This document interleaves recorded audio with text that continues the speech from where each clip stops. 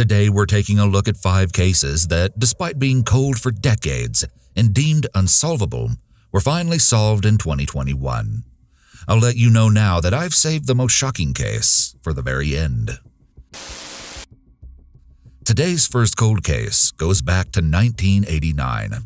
14-year-old Stephanie Isaacson was a freshman at El Dorado High School in Las Vegas when she left the apartment she shared with her dad around 6:30 a.m. on the morning of June 1st, 1989, to head to school. But she never made it. Stephanie was abducted on her way. Tragically, no one realized that Stephanie's absence from school was actually something far more sinister. Her choir teacher was the first to notice that Stephanie was missing since she normally ate lunch with her friends in the choir room. Despite knowing that it was weird for Stephanie to miss school, no one contacted her father to report her absence, and no one realized she'd actually been taken. When she didn't come home, her family filed a police report and instantly began looking for Stephanie. They rode horses into a desert lot where Stephanie would sometimes cut through on her way to school. That's where her father found her school books abandoned just a half-mile from her home. Police soon arrived with a helicopter and a ground search team. Soon after, Stephanie's keys were found in the lot. Around 11 p.m. that night, a Las Vegas police K-9 unit found Stephanie's body about 25 yards from her books, in the brush near a residential area. She'd been covered in an orange carpet. Stephanie had been assaulted, strangled, and beaten to death. Her black hair was disheveled, her jeans were pulled down, her t-shirt pulled up, and there was evidence that part of her chest had been mutilated. One especially odd detail that the police noted was that her shoes were missing. They were never found. After learning that his beloved daughter was dead, Stephanie's father called the local radio station. He asked them to play Stephanie's favorite song, Bette Midler's "Wind Beneath My Wings." At the beginning of the investigation, there were a few leads. Neighbors living near the lot had seen a car parked in the area earlier on the day Stephanie died, but there were conflicting reports on its description, and so the tip didn't lead to a suspect. Over the years, investigators traveled to Washington State, Ohio, and Texas to look into suspects, but never found anyone to connect to the case. It continued this way for decades until her case was officially pronounced cold. But there was still some hope, as DNA evidence had been recovered from Stephanie's shirt. In 2021, a Las Vegas resident and philanthropist, Justin Wu, approached the Las Vegas Metropolitan Police Department. Wu offered to donate money in order to pay for advanced DNA technology to be used in a cold case investigation. Wu donated $5,000 to pay for Othram Labs Incorporated, a Texas-based forensic sequencing lab whose sole mission is to solve cold cases. After close examination, Othram was able to recover 12/10 of a nanogram of DNA from the sample, which is about 15 human cells. In comparison, the genetic tests used for most genealogical websites require at least 750 nanograms of DNA. Still, Othram managed to use the small amount of evidence to create the genetic profile of Stephanie's killer. It took 6 months for scientists to process the evidence, but they were able to develop a genetic family tree for the suspect. They narrowed the DNA evidence to a man named Darren Roy Marchand. The match actually set a world record for the least amount of DNA used in order to solve a case. In 1986, 3 years before Stephanie's death, Marchand had been charged with strangling 25-year-old Nanette Vandenberg. Nanette had been found naked in the bathtub of her apartment, and Marchand's fingerprints were discovered nearby the body. Despite this piece of evidence, Marchand went free as investigators couldn't prove that he'd been the one to kill her. In January 1989, Marchand was charged with 5 counts of open and gross lewdness after publicly exposing himself to 5 different women. He ended up pleading guilty to 1 of the counts, and the other 4 were dismissed. For this, he served 9 months of probation. At the time that Stephanie was killed, Marchand was married with a 2-year-old daughter and had a son on the way. Investigators now believe that Marchand had either seen Stephanie crossing through the desert lot on her way to school and decided at that moment to attack her, or he was lying in wait there, and she just happened to, unfortunately, cross his path. After Marchand was connected to Stephanie's case in 2021, investigators compared the DNA found of Nanette and discovered it matched Marchand. Stephanie's killer managed to evade justice as Marchand, at 29 years old, took his own life 6 years after her death. Now onto our second cold case. Despite being different from our previous case in many ways, they share two very important similarities. They both happened in Las Vegas, Nevada, and they were both solved thanks to the same philanthropist. 16-year-old Kim Bryant was reported missing on January 26, 1979, when she didn't come home after school. The last place she was spotted was at a Dairy Queen. Kim had apparently called her boyfriend at 10 a.m. to get a ride home from the restaurant, which was across the street from her school. He drove to the Dairy Queen to pick her up, but when he arrived around 10:45 a.m., Kim was no longer there. When she was eventually reported missing, her boyfriend went to the police to tell them what he knew. A search began for the teenage girl, but nothing turned up until 5 days later, when her backpack was found abandoned with her purse, gym clothes, and books. But still, there were no clues to what had happened to Kim. Tragically, her body wasn't discovered for almost a month after she'd gone missing, though her family and police had continued looking for her that entire time. 3 children found her body as they played in a desert area. On closer inspection, police determined that there was evidence that she'd been assaulted before she died. DNA evidence from a suspect, including semen, was found on her body. But unlike today, the technology to use this evidence simply didn't exist in 1979. And like many cases at the time, police struggled for years to identify a suspect in Kim's death. Those years turned into decades, and Kim's case officially went cold. That is, until it took a surprising turn. Justin Wu once again offered to pay for a lab to review the DNA evidence of a cold case. Wu's donation was used to pay for Othram Labs to look into Kim's 42-year-old homicide case. At the end of November 2021, Othram had completed genome sequencing to analyze the DNA evidence left on Kim's body. They took the sample and compared it across the various genealogical websites. It was then that the first break in this cold case came. There was a match to a relative of the suspect. The lab contacted this relative, who agreed to give a second sample for testing. With this sample, they found a match to a man named Johnny Blake Peterson. Hearing the suspect's name, police revealed that they were shocked that Peterson matched the DNA sample. As you might be surprised to learn, he'd never been on the radar as a suspect. The sample was also verified by testing done by the Las Vegas Police Department's forensic lab. Now, Peterson had a criminal history. He had previously been arrested for assault in April 1980, but the case was eventually dismissed. Peterson would have been 19 at the time that Kim was killed.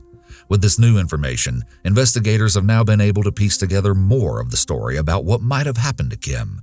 They now believe that Kim may have been kidnapped by Peterson from the Dairy Queen or nearby on the day that she died. He then assaulted and killed her. However, they still don't know if Kim and Peterson knew each other before he took her, or if it was a random attack. Peterson had gone to the same high school as Kim, so there was a chance they knew each other, though he was no longer attending the school at the time that she was killed. Even though Kim's case was finally solved, it, like many other cold cases, doesn't exactly have a satisfactory ending. Peterson will never face justice for Kim's death because he died in January 1993. As Peterson has passed away, we may never know the motive behind Kim's death.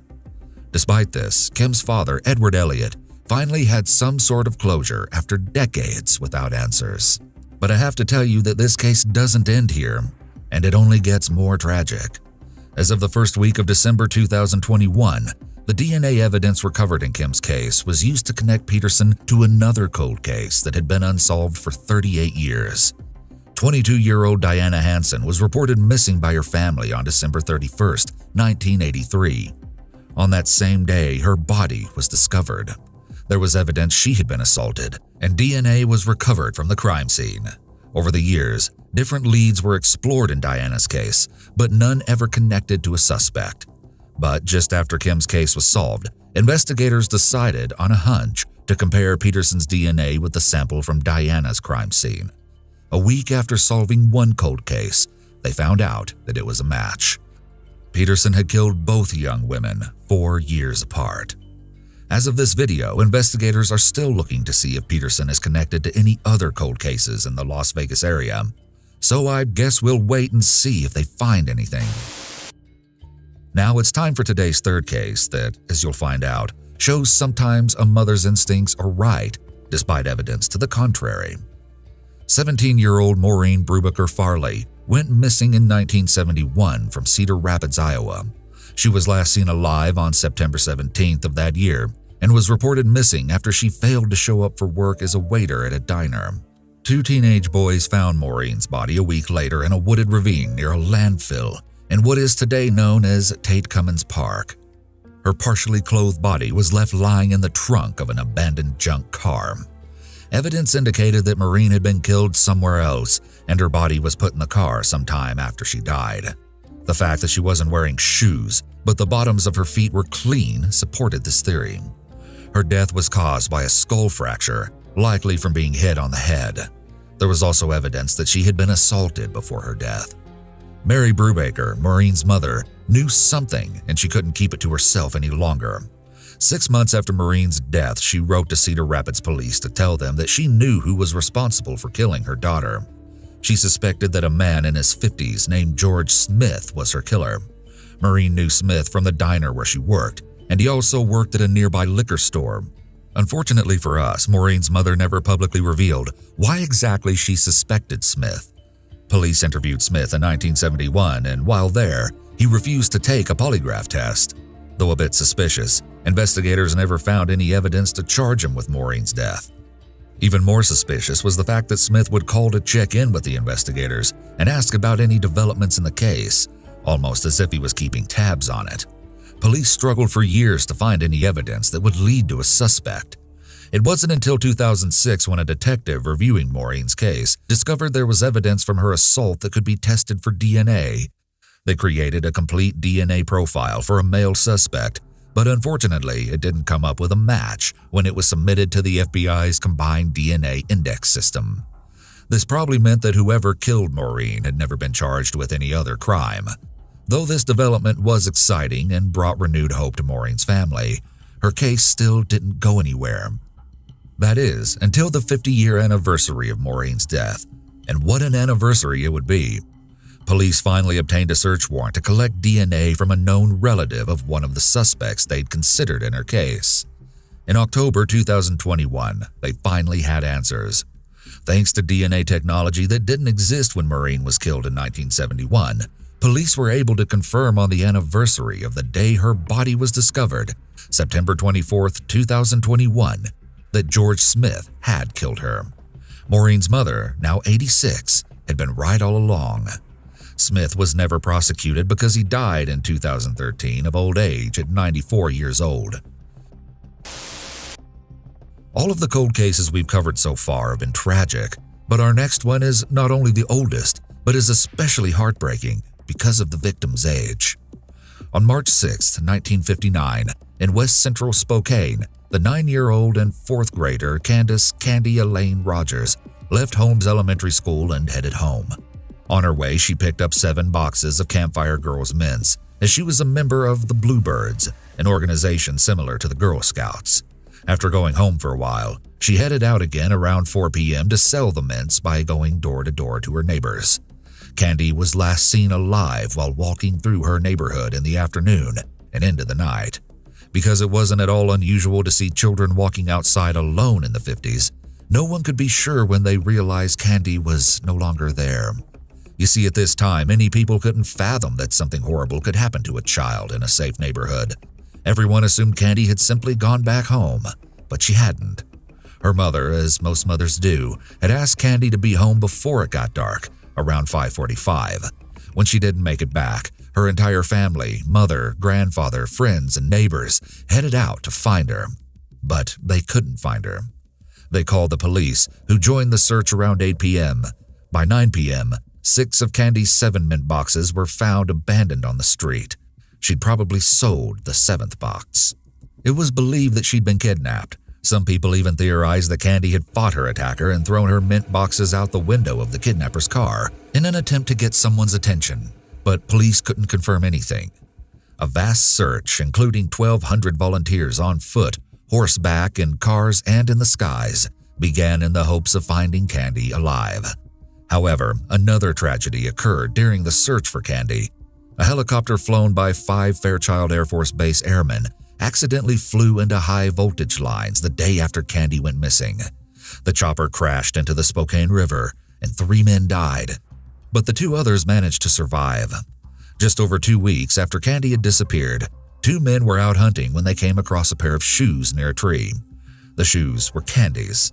The next day, 16 days after she'd gone missing, Candy's body was found under a pile of pine needles where the hunters had seen her shoes. Only her kneecap had been visible where it stuck out from the brush. Her feet were bound by a torn piece of her own clothes. She'd been assaulted, brutally attacked, and strangled with another piece of her clothing. Candy's shocking kidnapping and horrific death had an enormous impact on more than just her friends and family, who were devastated by the loss. The community of Spokane was rocked as a whole, and parents began changing how late they let their children be outside because of fear of what happened to Candy. They also became warier of strangers. During the early 1960s, there were a few leads in her case, including suspicions that the serial killer Hugh Byron Morse, who killed 4 women, 2 of who were from Spokane, was possibly involved in Candy's death. But the reason for this suspicion was odd. Morse was known to like grape-flavored gum, and one of the detectives made a note that a stain on Candy's clothes looked like it was from gum and seemed to smell like grape. No other connection was ever found. Morse denied killing Candy, and eventually, Morse's DNA was tested against the stain and didn't match. After this, Candy's case went cold. Sometimes it takes a long time for pieces of evidence to come together, and that's exactly what happened with this case. Over 40 years after she'd been killed, investigators were finally able to collect enough bodily fluids from Candy's clothing in order to get a DNA sample. Though they used it to eliminate one of their suspects, as the sample wasn't a match, it didn't also match anyone in a federal database. Following 6 decades as an unsolved cold case, investigators referred to Candy's death as the Mount Everest of cold cases. They feared that it would never be solved. Waiting until technology had advanced enough, investigators reached out in 2020 to a lab to try again and put a name to the DNA sample. But the lab said the sample was too old and degraded, so they couldn't work with it. Still, investigators didn't give up. In 2021, police used the services of a lab that specialized in analyzing degraded DNA evidence, the same Othram labs used in Kim and Stephanie's cases, to create a profile for a suspect. The lab did what no one else had been able to do. They narrowed down the suspect to 3 brothers. The daughter of one of the brothers heard that her father was a suspect in Candy's case and offered to give a DNA sample to help narrow down the search. It was determined that her DNA was 2.9 million times more likely to be a genealogical match to the sample than a random person. The suspect's body was then exhumed in order to confirm the DNA.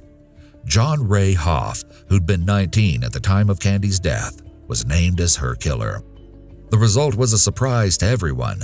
His name had never made it onto a list of suspects and hadn't even been mentioned by anyone police had investigated over the years.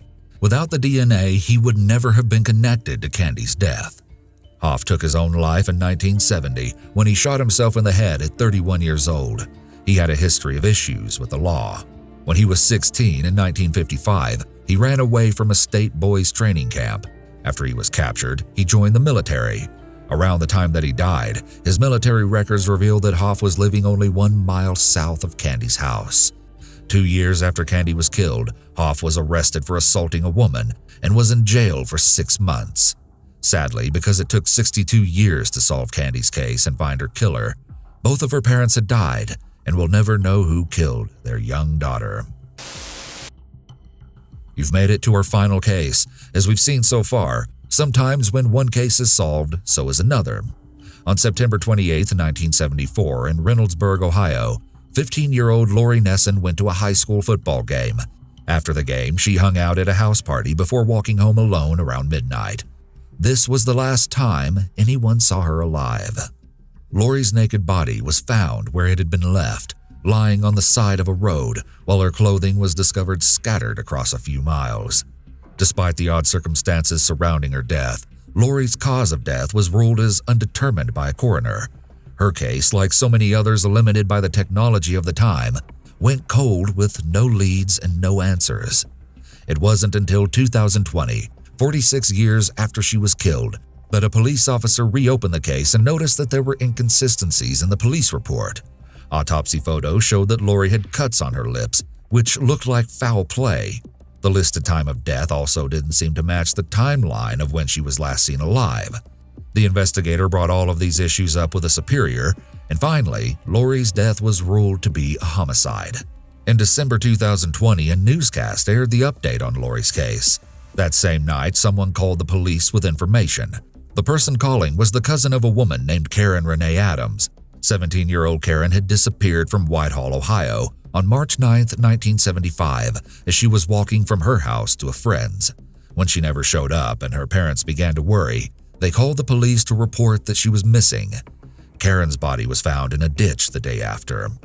This was just 6 months after Lori had been killed. As I'm sure you noticed, the similarities between the cases were obvious. In 2011, DNA evidence was used to connect two names to Karen Adams' case: Robert Meyer and Charles Weber. At that point, Weber had already died in 1992 at 53 years old. Because he'd been cremated, Weber's son offered to give a cheek swab to check the familial DNA. The sample was used to confirm Weber's connection to Karen's murder. Meyer, on the other hand, was 70 years old when he was arrested in Cincinnati. He was sentenced to 15 years to life in prison, but he never served his full sentence, as he died a few years after being imprisoned. Investigators decided to test Robert Meyer and Charles Weber's DNA against the evidence they'd recovered from Lori's body. In 2021, they were both connected to Lori's killing. Meyer and Weber had a history of criminal activity, which resulted in them both spending time in the old Ohio penitentiary during the 1960s, which is where they met. Meyer was sent there to serve a 10-year sentence starting in 1963 after he killed a man with a hammer. Weber had been imprisoned for a robbery. The two men must have bonded while in the penitentiary because after they were released, they moved in together in 1974 and lived in Whitehall, Ohio. While there, the two men were known to drink and drive around the city, where they often approached women who were on their own. Investigators speculate that this is what may have happened to both Lori and Karen. In 1977, Weber and Meyer were convicted of assaulting and kidnapping two women from the Toledo area. Today, the police are currently checking cold cases from 1974 to 1977 in the Columbus and Toledo area to see if the two men might be responsible for any more women's deaths. For the families of Lori and Karen, they can't help but wonder if Lori's death had been considered a homicide from the beginning rather than undetermined, if Karen's killing could have been prevented. But tragically, there's no way for us to ever know.